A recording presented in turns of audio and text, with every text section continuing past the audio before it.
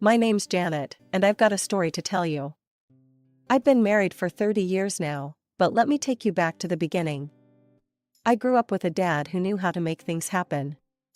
He ran his own factory, building affordable homes for folks who needed them. When I met Tom, I thought I'd found my happily ever after. We got married young, and my dad, being the generous guy he was, gave us a house as a wedding gift. 2 years into our marriage, I had my son, Jake.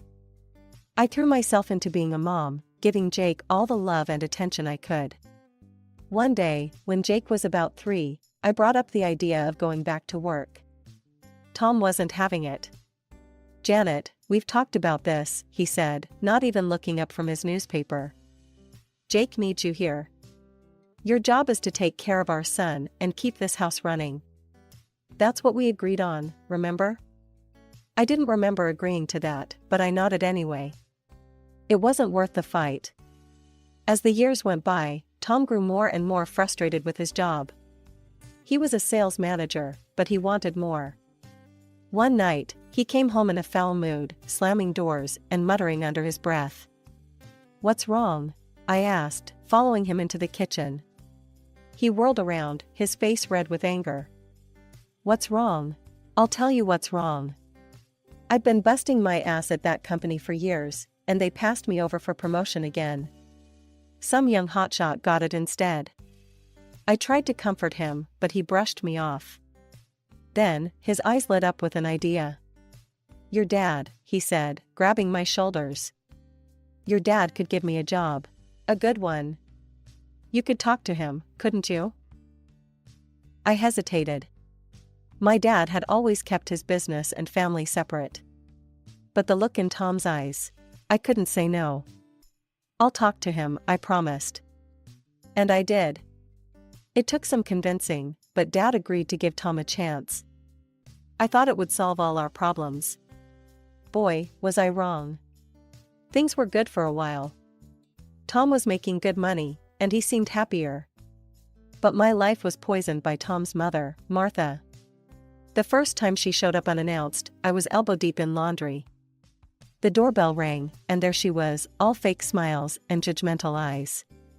"Janet, dear," she cooed, pushing past me into the house. I was in the neighborhood and thought I'd stop by. "You don't mind, do you?" Before I could answer, she was in the living room, running a finger along the coffee table and skiing at the dust. "Oh my," she said, shaking her head. "You really should keep things cleaner, dear.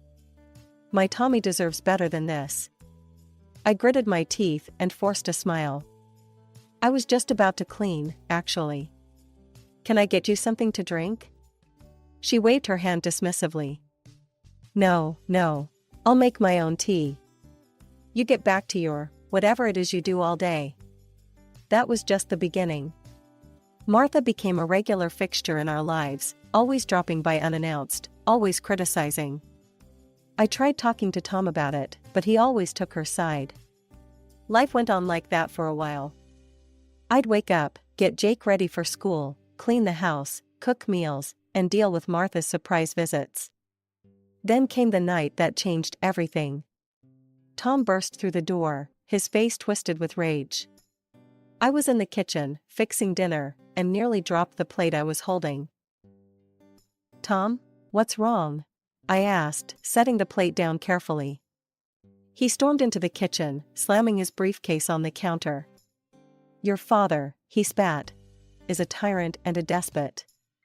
He humiliates people and uses them like they're nothing." I was shocked. My dad had always been kind and fair, at least as far as I knew. "What are you talking about? What happened?" Tom paced the kitchen, his hands clenched into fists.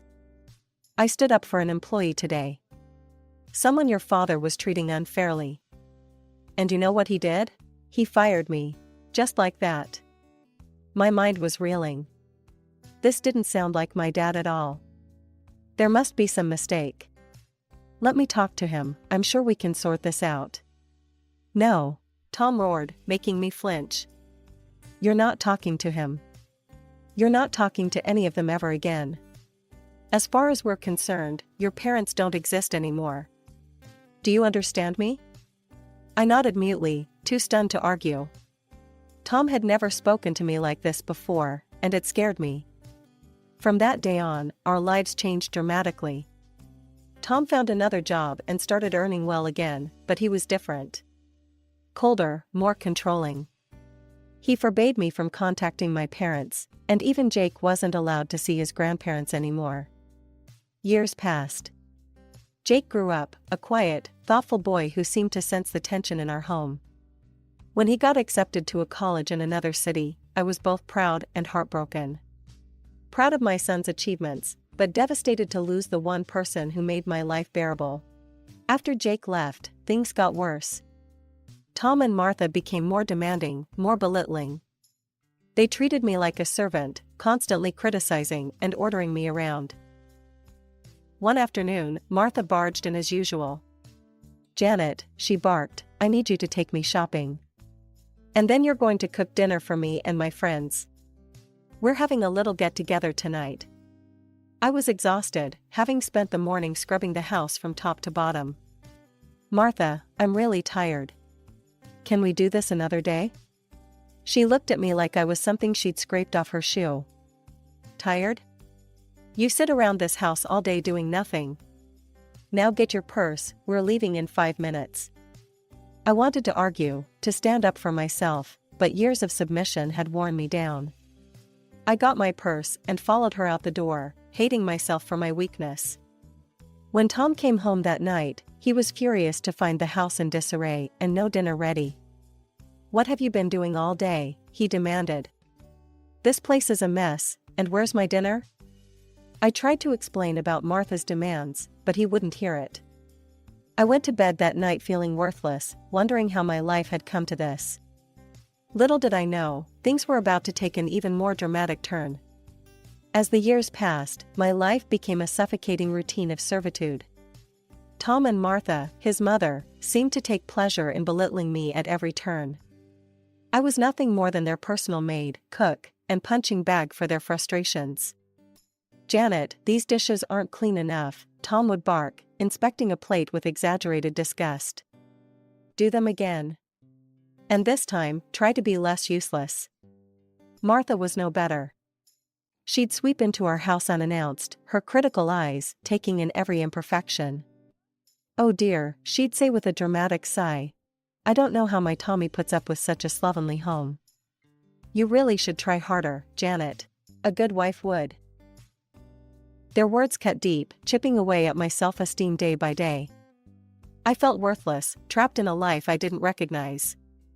The worst part was, I was too ashamed to tell anyone. When Jake would call from college, I'd put on a cheery voice. It was easier to pretend when Jake came to visit.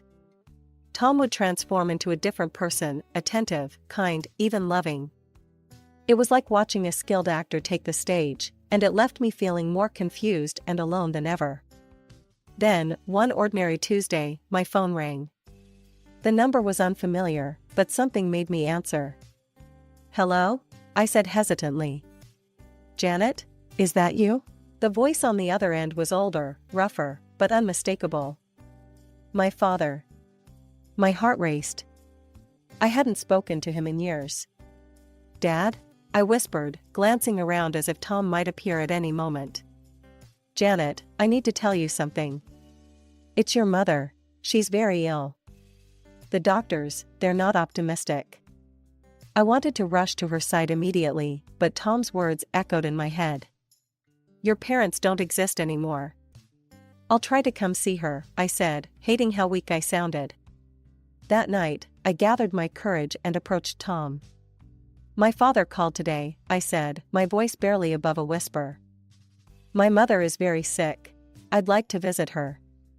Tom's face darkened. "Absolutely not. We've been over this, Janet.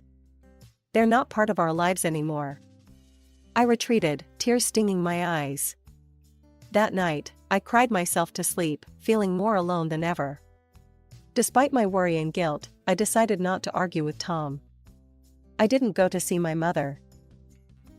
A year passed, filled with regret and anxiety. Then, another call came. "Janet," my father's voice was hollow this time.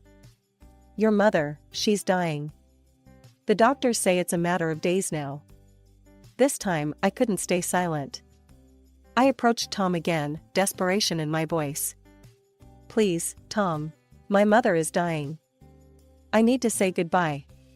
Tom glared at me, his jaw clenched. After what felt like an eternity, he spoke. Fine, he spat. One day. That's all you get.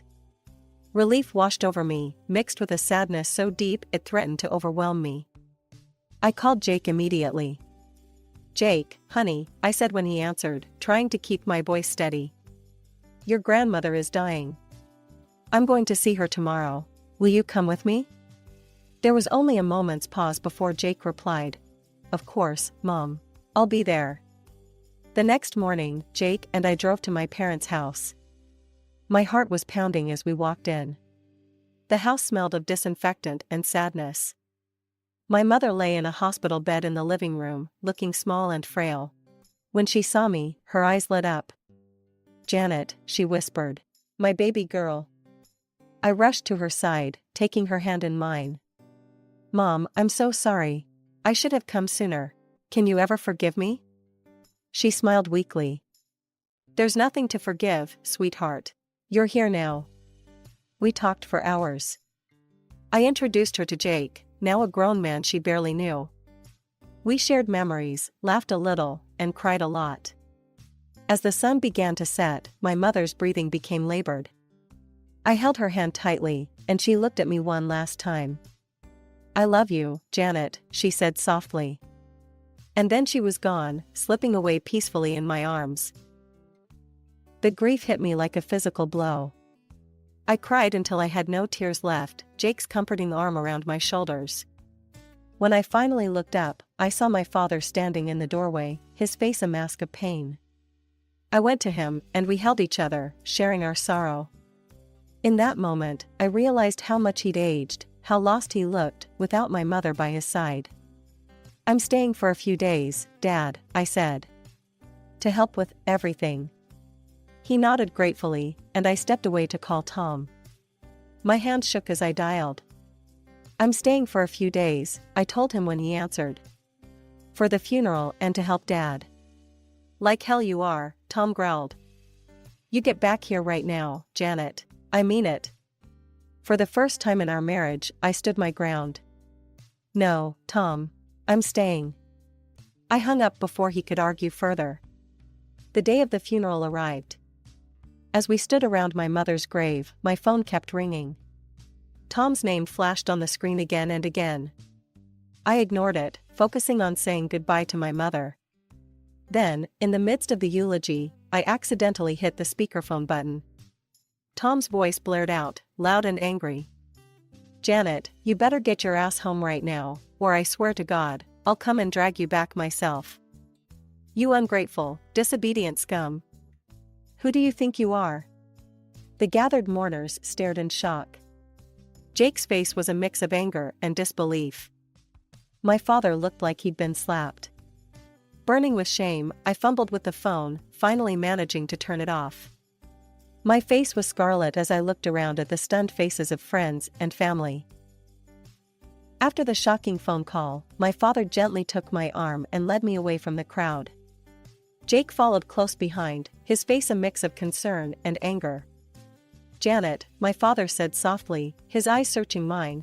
Does Tom always speak to you like that? I felt the heat rise in my cheeks, shame washing over me. For a moment, I considered lying, maintaining the facade I'd kept up for so long. But looking into my father's kind eyes, I couldn't do it anymore. Yes, I whispered, tears welling up. That's how he usually treats me. Jake's sharp intake of breath made me turn to him. Mom, he said, his voice cracking. I had no idea. I mean, sometimes things seemed off, but I never thought. I nodded, wiping away a tear. You're right, honey. I'm sorry I never told you. My father's face hardened. Janet, listen to me. There's something you need to know about Tom. When he worked for me years ago, I caught him stealing. Not just from the company, but from clients too. I felt like I'd been punched in the gut. What? Dad nodded grimly. He was inflating prices after contracts were signed, adding fake services. He'd overcharge customers and pocket the difference. My mind reeled. All these years, Tom had painted himself as the victim, and I'd believed him. I'd cut off my own parents because of his lies. There's more, my father continued. I recently heard from a friend that Tom's current company is under investigation. They've already found discrepancies and violations. I'd bet my last dollar Tom's behind it all. The pieces were falling into place, years of manipulation and deceit becoming clear. I felt sick to my stomach. Just then, my phone rang again. Tom's name flashed on the screen. With shaking hands, I answered and put it on speaker.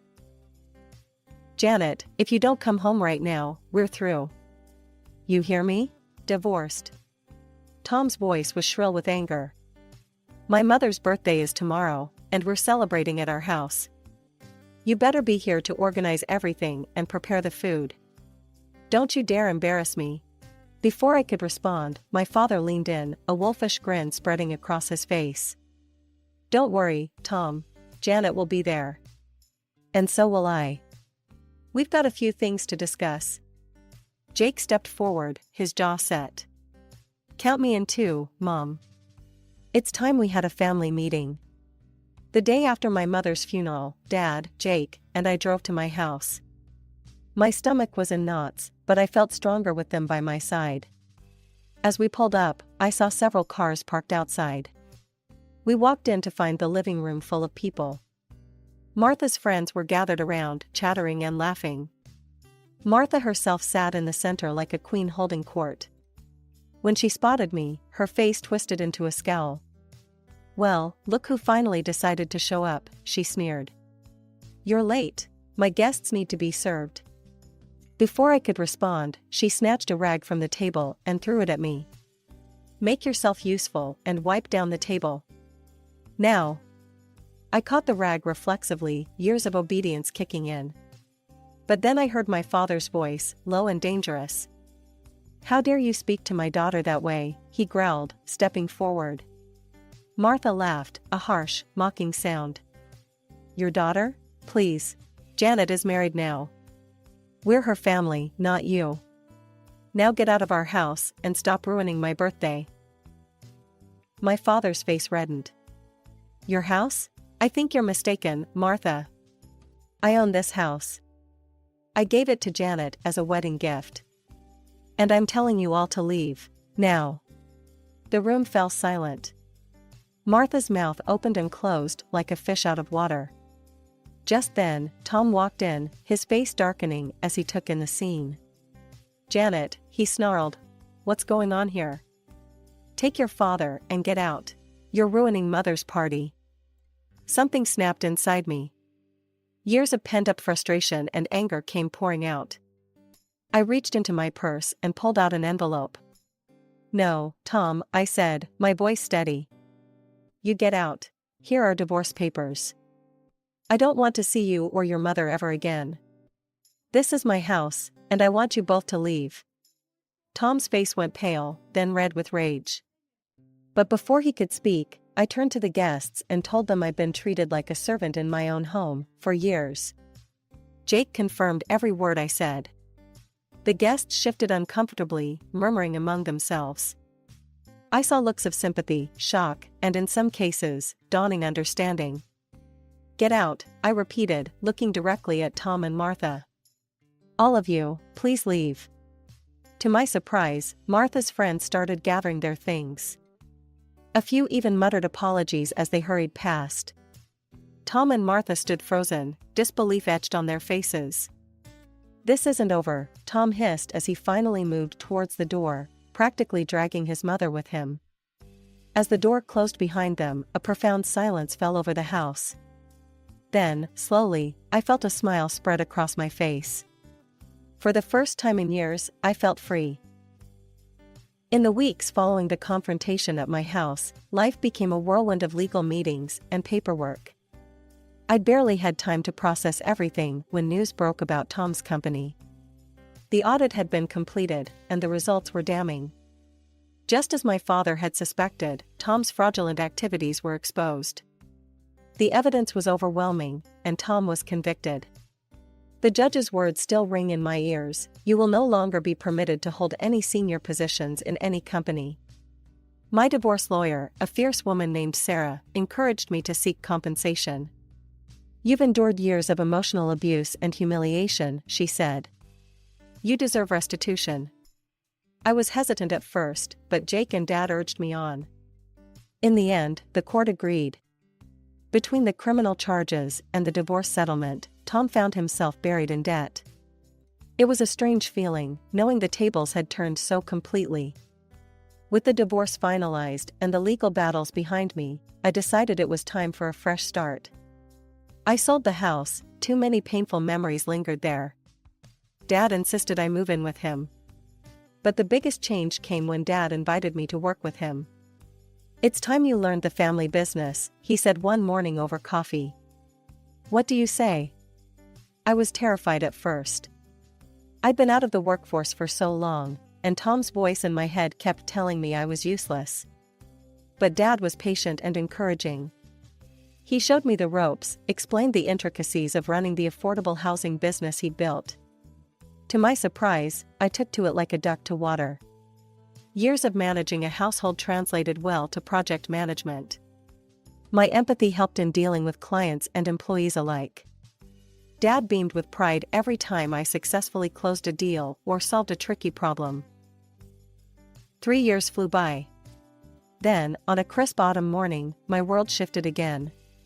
Dad passed away in his sleep, peaceful and painless. The grief was overwhelming, but this time I wasn't alone. I had Jake, I had friends, I had a life of my own. As we sorted through Dad's affairs, we discovered he'd left everything to me: the business, the house, all of it. I sat in his office, now mine, looking at the photos on the wall. Mom and Dad on their wedding day. Me as a little girl. Jake's graduation photo. And a new one, Dad and me at the ribbon cutting of our latest housing project. "You've made me so proud," he'd said that day. "You're going to do great things, Janet." Sitting there, I made a silent promise to him. I would continue his legacy, but more than that, I would build my own. The future stretched out before me, full of possibilities I'd never dreamed of just a few years ago. It was a quiet Sunday afternoon when the doorbell rang. I opened the door and felt my blood run cold. There stood Tom, older and a bit more weathered, but with that same manipulative glint in his eye. "Janet," he said, his voice sickly sweet. "I heard about your father. I'm so sorry for your loss." I stood frozen, my hand gripping the doorknob. Tom took my silence as an invitation and stepped closer. "I've been doing a lot of thinking," he continued. "I know I made mistakes. Terrible mistakes. But I've changed. My mother passed away last year, and it made me realize what's truly important in life." He reached for my hand, but I pulled back instinctively. "We could be happy again, Janet," he said, his voice taking on a pleading tone. "There's nothing standing in our way now. We could love each other again, like we used to." For a moment, I was transported back to the scared, submissive woman I used to be. Then, something bubbled up inside me, a laugh. It started small, but grew until I was doubled over, tears in my eyes. Tom's face contorted in confusion, then anger. "What's so funny?" he demanded. I straightened up, wiping my eyes. "You are, Tom. The fact that you think you can waltz back into my life after everything you've done. The fact that you haven't changed at all." His face darkened. "Now listen here, Janet." "No, you listen," I cut him off, my voice steady and strong. "Get out of my house. Forget my address. Forget I exist. Because if you ever show up here again, I'm calling the police." To drive my point home, I pulled out my phone and started dialing. Tom's eyes widened in disbelief. This wasn't the meek Janet he remembered. I watched him storm off, muttering curses under his breath. As I closed the door, I let out a long, calming breath. The encounter left me shaken, but also strangely empowered. I had faced my biggest fear and sent it packing. Just then, my phone buzzed with a text from Jake. "Mom, great news. Sarah's pregnant. You're going to be a grandmother." Joy surged through me, washing away the last remnants of my encounter with Tom. Jake got married 2 years ago, and his wife was a wonderful woman. I called Jake immediately, and we spent an hour excitedly discussing nursery colors and baby names. A few months later, Jake and Sarah moved back to town. "We want our child to grow up near family," Jake explained. I was overjoyed to have them close. Together, we threw ourselves into the family business. Jake's fresh ideas and Sarah's marketing expertise breathed new life into the company. We expanded our affordable housing projects, and soon, our homes were in high demand across the state. As I stood at the construction site of our newest development, watching the frames of future homes rise against the sky, I felt a sense of pride and contentment wash over me. My grandson, little Tommy, gurgled happily in my arms, reaching out to grab at my hard hat. "See that, Tommy?" I said softly. "That's your great-grandpa's legacy. And someday, it'll be yours too." As the sun began to set, casting a warm glow over the construction site, I smiled to myself.